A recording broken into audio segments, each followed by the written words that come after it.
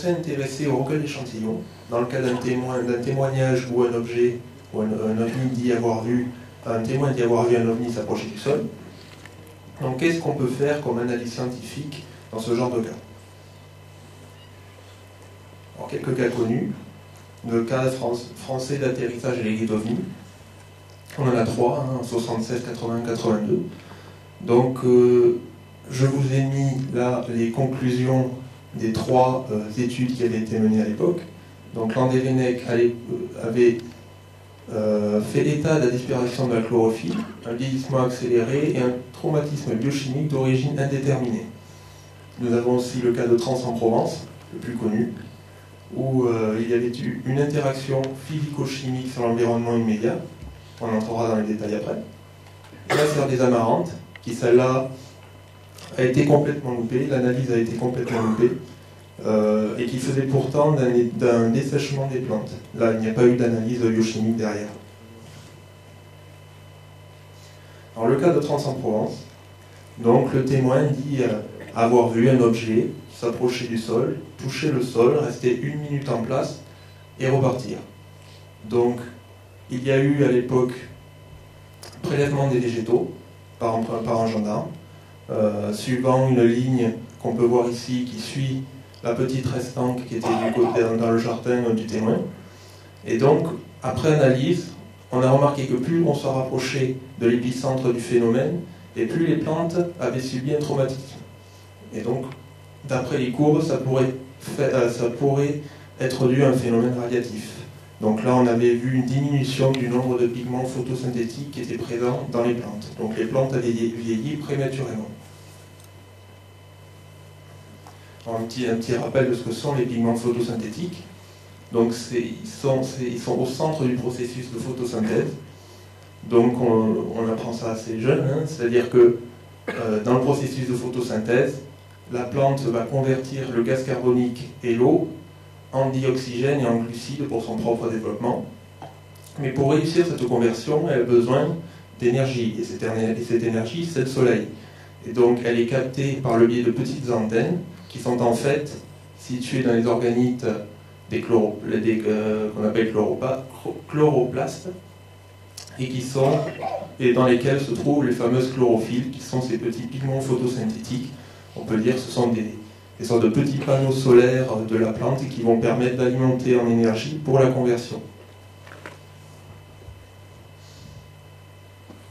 Alors si on veut intervenir sur le terrain pour faire une analyse des végétaux, il faut non seulement, en plus d'un protocole bien établi, avoir un matériel adéquat. Donc là, nous avons un panel des équipements auxquels nous avions pensé. Donc vous avez un petit boîtier rouge devant, qui pour nous est le plus important, qui va vous permettre de détecter la radioactivité présente sur le site lors d'une pré-enquête, lors de la première venue des intervenants sur le site, qui va permettre ensuite de définir les tenues de protection adéquates pour les intervenants. Donc il est clair que s'il y a une radioactivité assez importante, on ne va pas venir avec une simple combinaison de peintre.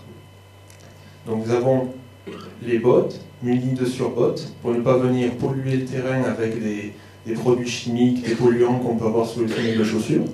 Sinon, ce sont des éléments qui risqueraient de se retrouver en plein milieu de l'analyse en laboratoire. Vous avez la fameuse glacière à carboglace, qui permet de conserver vos végétaux prélevés à moins 80 degrés pour ralentir les processus enzymatiques, ralentir la dégradation des plantes jusqu'au laboratoire. Donc là, c'est une version fait maison aussi, qu'on avait testée l'an dernier, ou il y a 2 ans maintenant, qui permet, à partir d'une glacière du commerce, de réaliser un compartiment réfrigéré pour de la carboglace. Donc il s'agit de rajouter des épaisseurs d'aluminium, des épaisseurs de polystyrène, dans votre glacière, donner une nouvelle épaisseur pour conserver vos végétaux. Et je crois que la nôtre avait pu conserver des végétaux en dessous de moins 50 degrés pendant plus de 24 heures. Donc c'est un laps de temps largement suffisant pour amener vos végétaux au laboratoire. Donc après, vous avez en plus du petit matériel de jardinage. Si vous voulez faire des prélèvements de terreux, des découpes de végétaux, des sécateurs, des loupes, très important, car sur site, mieux vaut avoir avec soi un naturaliste qui sera apte à définir un genre espèce qui peut être intéressant à analyser, que ce soit par exemple des fougères ou autres. Vous avez des mètres rubans, de la ficelle, des piquets. On va expliquer après pourquoi tout ce matériel. Alors, lors d'une pré-enquête, ce qui peut être aussi intéressant, c'est l'analyse du contexte géographique et géologique du site. Donc ça, on va dire, c'est un travail de préparation. Il s'agit d'aller trouver des cartes d'état-major IGN pour le repérage du site, des cartes de géologie du site, connaître de quoi est composé le sous-sol, ce qui peut être intéressant pour connaître, savoir exactement ce qu'on a dans le sous-sol, et un suivi météorologique. Donc là, c'est le plus simple, autant contacter la station météo la plus proche pour savoir, par exemple, s'il y a eu des orages, ou on peut se demander si un impact de foudre ne pourrait pas venir altérer la végétation.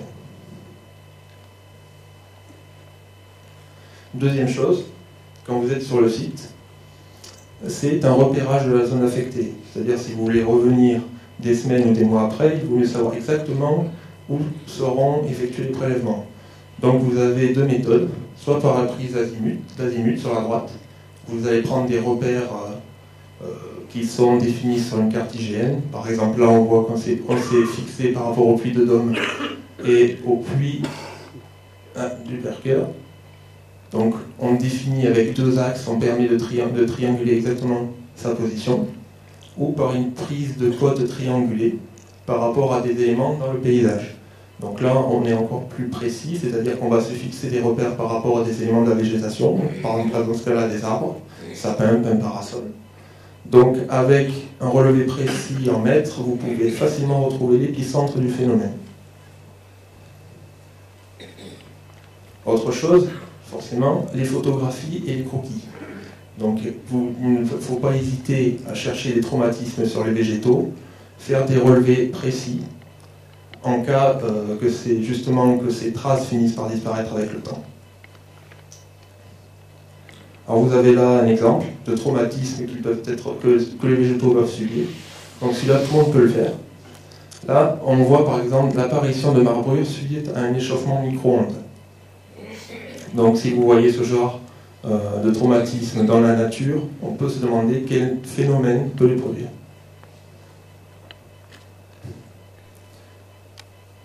Autre étape, juste avant l'intervention sur le terrain et avant le recueil, c'est le balisage. L'intérêt, c'est de connaître exactement où sont situés chaque échantillon prélevé. Donc vous voyez, vous avez à gauche la zone affectée avec la trace. Vous venez planter un piquet au centre et vous tirez, vous allez matérialiser physiquement un transect, c'est-à-dire une ligne de prélèvement dans 8 directions différentes. Donc vous plantez un piquet, vous tirez une ficelle et vous ficelez ce qu'on appelle une balise. Donc la balise, c'est essentiellement un ruban de couleur vive noué sur la ficelle avec 2 sachets congélation associés, numérotés. Pourquoi 2 sachets de congélation? Parce qu'il peut être intéressant d'analyser à la fois les feuilles jeunes et les feuilles âgées. C'est-à-dire que, imaginons qu'une feuille jeune est l'équipement pigmentaire d'une feuille âgée, ça pourrait être intéressant à analyser. Et donc oui, on réalise également un balisage d'une zone témoin qui est censé ne pas avoir été traumatisée afin d'effectuer des comparaisons. On va comparer la quantité de pigments présents dans les plantes de la zone affectée par rapport à ceux de la zone témoin. Le recueil d'informations. Donc, comme montré tout à l'heure, vous allez définir la direction de l'axe de prélèvement pour chacun, la position des balises et des échantillons sur vos axes, et la mesure de certaines caractéristiques de plantes. Là, vous avez par exemple un testeur de plantes qu'on trouve dans le commerce, qui peut vous donner la température du sol, l'hydrométrie, l'acidité du sol, par exemple, pour chaque balise. Après, au niveau prélèvement, vous pouvez, en plus des échantillons de végétaux, dont on a déjà parlé, vous intéresser aux échantillons de terre, mais aussi aux plantes sur pied, parce qu'il peut être intéressant de prélever une plante vivante et de voir son évolution au cours du temps en laboratoire, savoir si elle réagit exactement comme réagirait une plante saine. Et enfin, vous pouvez aussi conserver les feuilles traumatisées dans un herbier. Ça peut être un élément de comparaison pour de futurs cas. Donc, après intervention, le conditionnement des échantillons. Donc, comme dit tout à l'heure, il faut que ce soit à moins de 80 degrés et il faut que ces échantillons arrivent le plus rapidement possible dans un laboratoire. De préférence, un laboratoire connu, sous contrat. On avait, il y a 2 ans, remis sur pied tout le protocole d'analyse réalisé par Michel Bougnas dans le cadre de Trans-en-Provence en 81, mais il est clair qu'un laboratoire privé non accrédité qui n'est pas connu n'aura pas le poids d'un laboratoire d'analyse officiel. Donc, comment extraire les fameux pigments et les quantifier dans une plante? Vous avez la technique de chromatographie sur couche mince, réalisée par Michel Bougnas, qui est en fait une technique de séparation des composés chimiques. Donc, dans une plante, il y a plusieurs types de pigments photosynthétiques, vous en avez 9, je crois 9, et il faut arriver à les séparer et à connaître exactement leur quantité. Donc voilà, sans rentrer dans les détails, un petit topo de la méthode de séparation des pigments. Donc, première étape, vous pesez votre échantillon sur une balance de mesure précise. Vous allez broyer dans ce petit échantillon dans un godet avec du solvant et du sable de Fontainebleau. Et vous allez centrifuger le tout. Ça va permettre de séparer le sable du solvant plus les biomolécules, c'est-à-dire vos pigments. Une fois que vous avez votre solution comprenant vos biomolécules, vous allez en prendre quelques gouttes avec une micro-seringue et déposer sur une plaque de chromatographie. Le tout sera mis à l'intérieur d'un petit pot avec un éluant qui va permettre, par capillarité, à ces petits échantillons de biomolécules de monter le long de la plaque. Donc voilà, vous avez votre éluant avec les biomolécules. Avec le temps, par capillarité, vos pigments vont monter et se séparer d'eux-mêmes. Ensuite, pour stopper la montée, on sèche le produit et on scanne. Et vous avez à droite, pour 4 gouttes de votre solvant, les différents pigments qui se sont séparés, donc différentes couleurs. Enfin, il suffit de faire par une extraction, par un logiciel de densitométrie, qui va vous donner, suivant la direction parcourue en abscisse, le type de pigment que vous voulez mesurer, et en ordonner sa quantité.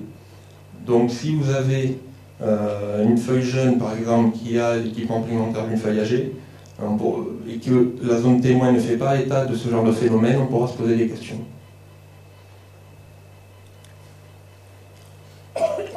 Un autre axe de recherche qu'il serait intéressant de mettre en place, c'est de s'intéresser à l'émission de fluorescence. Alors la plante, il faut savoir, j'en ai parlé tout à l'heure, que lors du processus de photosynthèse, la plante avait besoin de l'énergie lumineuse du soleil pour réaliser une conversion photochimique. Mais la chose qui est intéressante, c'est que, comme dans tout système, quand il y a l'utilisation d'une énergie, il y a des pertes. Et dans la plante, ces pertes se reflètent par un dégagement de chaleur et une émission de fluorescence. Donc il y a des études qui ont montré qu'une plante saine, ou plutôt qu'une plante stressée, va faire état d'une augmentation de sa fluorescence. C'est-à-dire que la photosynthèse va diminuer. Donc on parle dans ce cas-là d'une augmentation du rendement de fluorescence.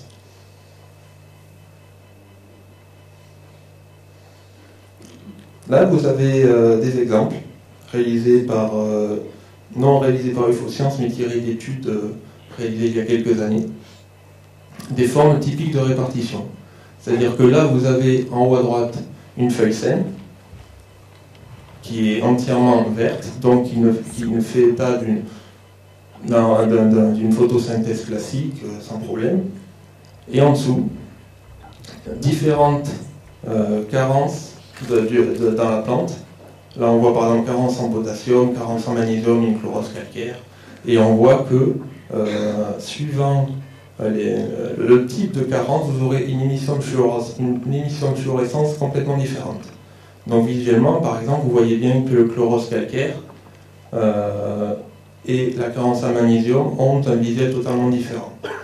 Donc si on venait avec un appareil de mesure sur site et qu'on faisait un petit balayage laser du site afin de détecter les problèmes de fluorescence, on pourrait se faire une idée de l'endroit exact de la zone affectée. Donc voilà comment illustrer le système. Vous passez soit avec un hélicoptère par exemple ou un drone et vous faites un balayage laser de la zone. On imagine qu'il y aurait par exemple une zone verte, considérée comme une zone saine, avec en son centre une zone affectée. C'est-à-dire on pourrait savoir, en se rapprochant, est-ce qu'on a quel type de carence on a sur site. Donc voilà, pour illustrer le fait qu'il puisse y avoir des signes de traumatisme durable dans le temps,